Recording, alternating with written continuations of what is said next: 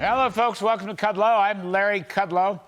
In a few moments, we're going to run our just completed interview with Israeli Prime Minister Benjamin Netanyahu, who is out with a brand new book, Bibi, My Story. It's a great read.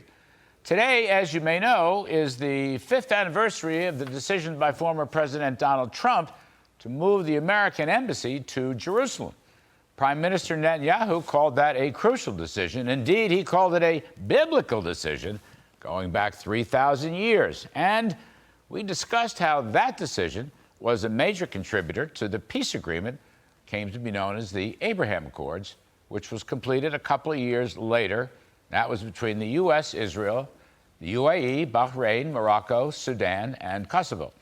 Now, the Prime Minister and I also talked about how his courageous speech before Congress back in 2015, where he laid out his disagreements with the Obama administration regarding a nuclear deal with Iran and some other things, how that speech, which is a prominent part of Mr. Netanyahu's new book, may itself have laid the intellectual groundwork for the embassy move to Jerusalem and the Abraham Accords, and a complete shift away from the central role of Palestine and toward a new peace in the Middle East based on diplomacy, trade, and investment between Israel and its Arab neighbors.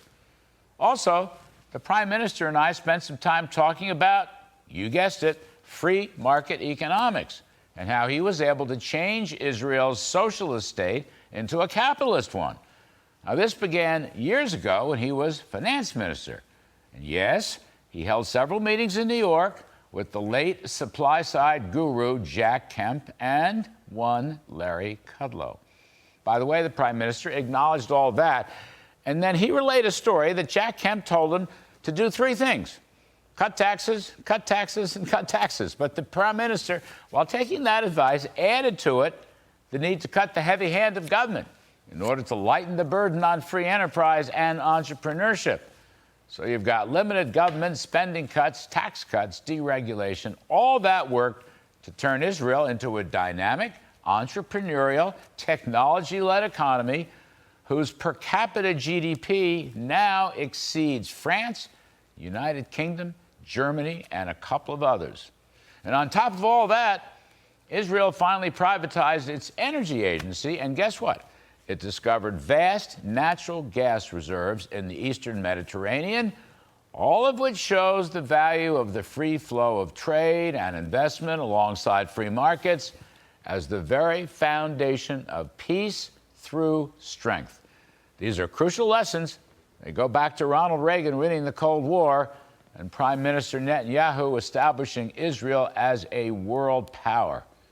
By the way, we're fighting the same battles here, aren't we? Limited government, spending restraint, tax cuts, deregulation, natural gas development, and an end to big government socialism right here, at home, in the U.S., right now.